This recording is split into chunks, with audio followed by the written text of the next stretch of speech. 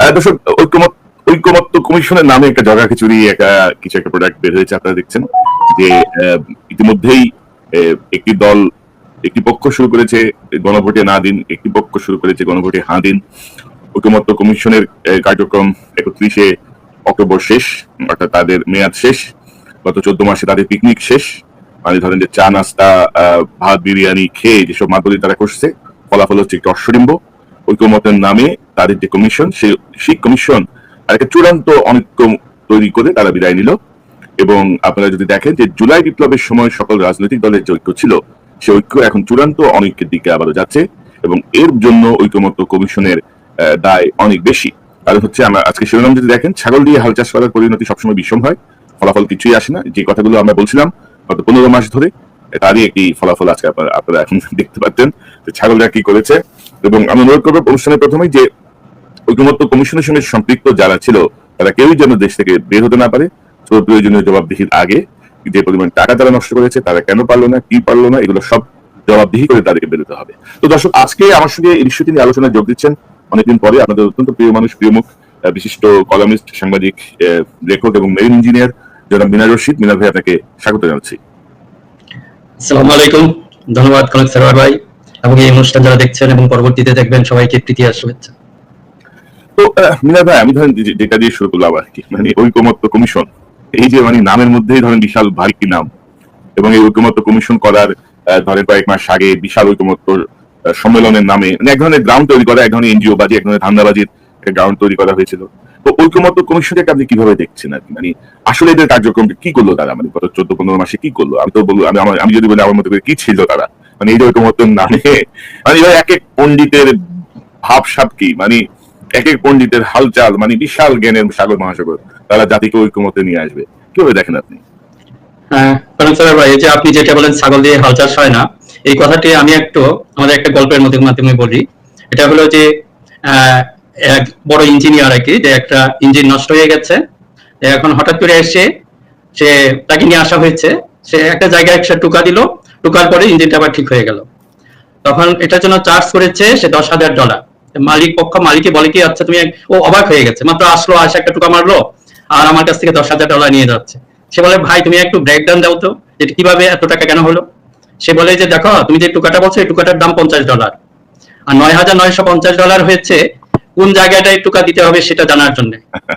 এখন এই যে আমাদেরকে ছাগল যাদেরকে বললেন আপনি, এরা ইঞ্জিনিয়ার সেজেছে প্রত্যেকটা জায়গায়। দেখেন, আমরা 1-11-তে দেখেন যে চরিত্রগুলি ছিল, যেগুলি আছে জাতিকে সবচেয়ে বড় খাদে ফেলেছে, এদেরকে কেন জানি। এখানে আপনি দেখেন কোন বিষয়ে প্রথমে যে জিনিসগুলি ধরেন, ঐক্যমত্যের মধ্যে যারা ছিল, এদের মধ্যে যে আপনি কিছুক্ষণ আগে বলেন কোন আইনবিদ নাই, কোন রাজনীতিবিদ, মানে এদের পরিপক্ক রাজনীতিবিদ, দেশের নারীর সাথে যুক্ত কোন রাজনীতিবিদ নাই, তার রাজনৈতিক কোন প্রজ্ঞা নেই, বরং যারা আছে তারা জাতিকে বারবার বিপদে ফেলে, এদের পরামর্শে বিপদে পড়ছে জাতি, এবং এদেরকে আবার দেওয়া হয়েছে ঐক্যমত্য। চিন্তা করেন, তাহলে আপনি ফলাফল কি পাবেন? ওরা তো জানে না কোন জায়গায় টুকা দিতে হবে, সেটা জানে না। ভাই, আমি একটা জিনিস যোগ করি আপনার সাথে। আমাদের বলছিলেন যে ডক্টর স্বাধীন মালিক, তিনি বলছেন ঐকমত্য কমিশনের প্রস্তাব সাংঘর্ষিক। আর অ্যাডভোকেট মঞ্জুল মোর্শেদ বলছেন গণভোট করার কোনো আইনি সুযোগ নেই। এখন ধরেন গণভোট, হানা ভোট নাকি জাতীয় নির্বাচন, দুটো একসাথে, নাকি গণভোট আগে হানা মানে জাতীয় নির্বাচন পরে, এই নিয়ে যে জটিলতা, অর্থাৎ তারা সংবিধানের, মানে এখানে আমি কোনো সংবিধান বিশেষজ্ঞ আসলে নাই কেউ। কারণ আলী রিয়াজের মূল মানে বিষয় ছিল, যিনি এটা ইউনূসের পরে যিনি প্রধান, যিনি বলবো ঐকমত্য কমিশনে, তার মূল বিষয় ছিল বাংলাদেশের জঙ্গিবাদ, বাংলাদেশ একটা জঙ্গি রাষ্ট্র, এটাকে তুলে ধরা, প্রমাণ করা। আপনি তার প্রিভিয়াস লেখাগুলো দেখেন, সব হচ্ছে বাংলাদেশ একটা জঙ্গি রাষ্ট্র, এটা প্রমাণ করা। এরা ফোবিয়াগ্রস্ত লোক, এরা ফোবিয়াগ্রস্ত, মাথায় কখনো সুস্থ চিন্তা করতে পারে না, যে আপনি যে একটা কারেক্ট অ্যাসেসমেন্ট এটা করতে পারে না। আনফরচুনেটলি এদেরকে আমরা বারবার সামনে এগিয়ে দিচ্ছি, 1-11 সৃষ্টি করেছে এরা পিছন থেকে। আপনি যদি আসলে একটু স্টাডি করেন, আমাদের এটা দেখা উচিত ছিল কোন ক্রাইটেরিয়ায় তারা আবার এই দায়িত্বটা নিয়ে নিল এবং জাতিকে সম্ভবত আর একটা ভয়ানক বিপদের দিকে ঠেলে দিচ্ছে।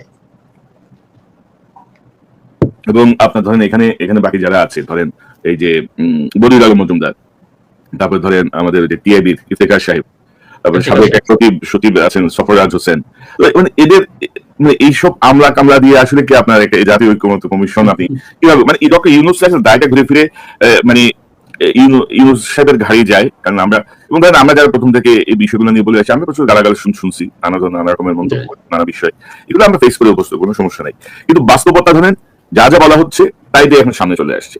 তো এখন আপনি কি আমাকে বলবেন যে আমাদের বিএনপি কি চায়, এনসিপি কি চায়, জামাত কি চায়, কোথায় এখন রাজনৈতিক দ্বন্দ্বটা, মানে রাজনৈতিক দ্বন্দ্বের মূল জায়গাটা এখন কি, বা কিভাবে দেখেন আপনার পর্যবেক্ষণ কি? কনক ভাই, এই যে চমৎকার যে আপনার প্রশ্ন, দেখেন যে কোনো আসলে যারা বিশেষজ্ঞ, এই যে আপনার কথা হয়তো সামনে এখন বললে, এই আপনার একটা প্রশ্নের ভিতরে কিন্তু সমস্ত সমাধান ছিল।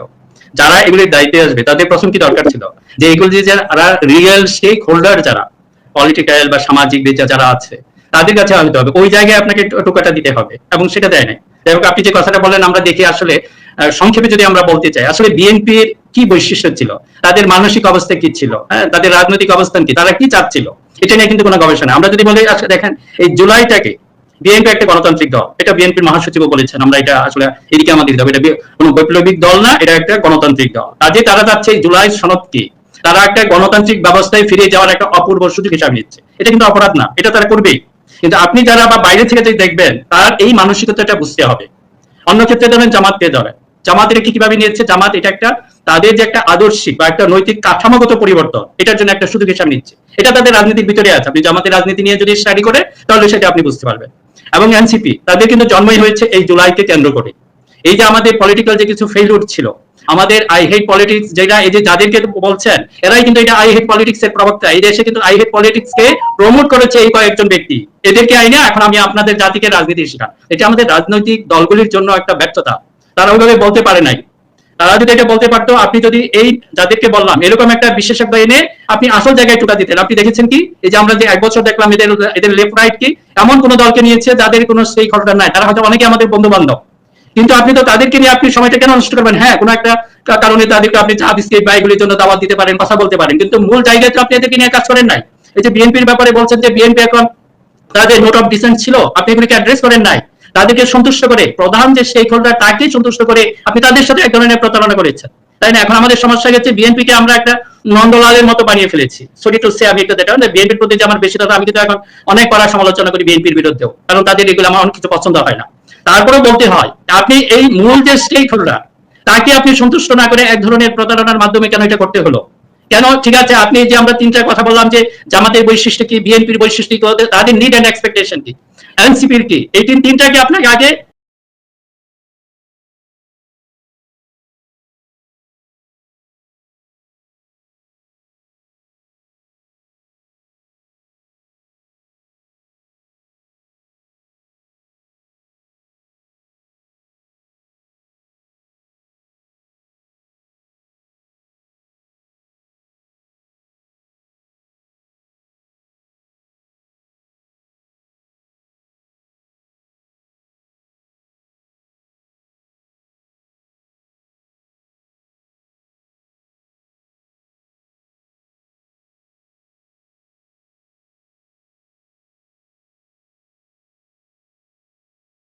যে ডিফারেন্স গুলি সেগুলো আরেকটু কমিয়ে আসতো, তাই না? আরো কমে আসতো। এখন আপনি বলছেন হ্যাঁ বিএনপি হয়তো মানছে না, আপনাকে তো মানাইতে হবে, তাই না? কারণ বিএনপি যদি না মানে, ইয়ার পরে তো একই অবস্থায় চলে যাবে, আবার একই কথা। আপনার এই সমস্ত সনদ তো কোনো কাজ করবে না যদি আপনি কি বিএনপি কে কনভিন্স না করতে পারেন, আপনি জামাতকে কনভিন্স না করতে পারেন, that the main stakeholder. কিন্তু আপনাদের এই যে কয়েকজন বসেছেন এখানে, তো এক ধরনের কি বলবো যে ফোবিয়াগ্রস্ত। আপনারা জামাতের রাজনীতি বা যে একটা তাদের নিড এন্ড এক্সপেকটেশনকে আপনি ভালো করে স্টাডি করেন, আমি আপনাকে ই করে বলতে পারবো, দুইটা পেজ হয়তো এরা পড়ে নাই, আগে প্রথমে জামাতকে রিজেক্ট করে দেয়, তাহলে তো এটা হবে না। এটা মুসলিম মেজরিটি একটা কান্ট্রি, সেটা নিয়ে আপনাকে স্টাডি করতে হবে, তখনই আপনি এই প্রবলেম সলভ করতে পারবেন। আপনি যদি একটু গভীরে না যান, তাহলে তো আপনি বুঝবেন না আপনাকে কোন জায়গায় টুকা দিতে হবে। আপনি তো সারা দেশ টুকা দিতে দিতে সারা দেশটা শেষ করেছেন, এখন জানি না একটা ভয়ঙ্কর দিকে দেশের রাজনীতি এবং সমস্ত কিছু চলে যাচ্ছে, জানি না হাউ টু ট্যাকল ইট।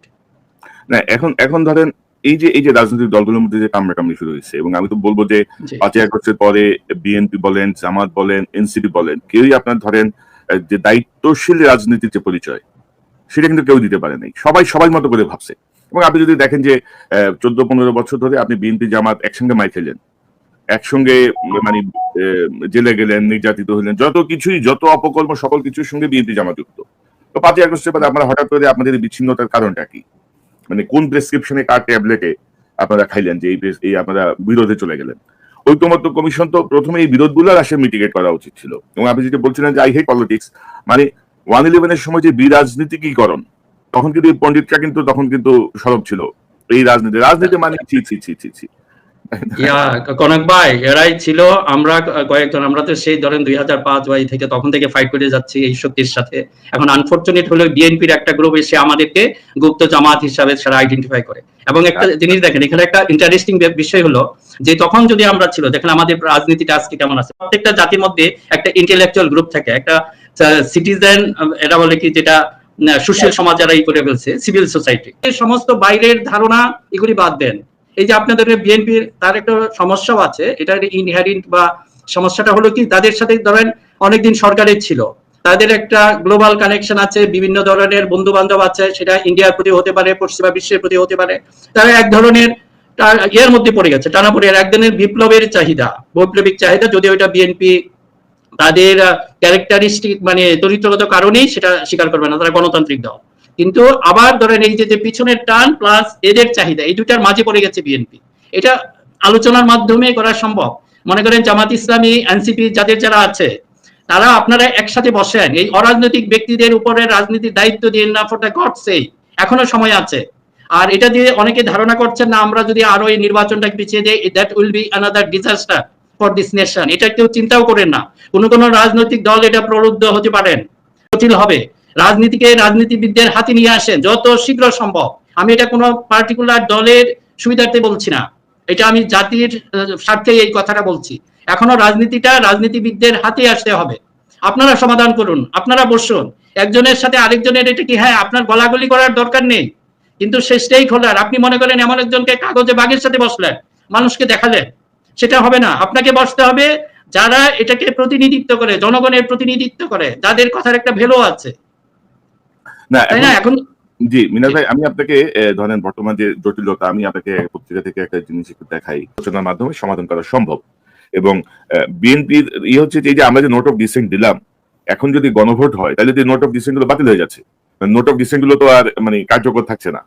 তো ওরা চাচ্ছে যে নোট অফ ডিসেন্ট গুলো সহ বিষয়টা এভাবেই থাকুক, বা গণভোট হইলেও যেন বিষয়টাকে পরিবর্তন করা হয়, যেন এই বিষয়গুলো নিয়ে তারা সংসদে আলোচনার মাধ্যমে সিদ্ধান্তে আসতে পারে। তো অর্থাৎ ধরেন পুরা একটা জটিল একটা একটা সিচুয়েশন। তো আপনি কি মনে করেন আমাদের এইটার সমাধান আপনি কিভাবে দেখেন, মানে সমাধানটা কি হবে এবং কি মনে করেন আপনি?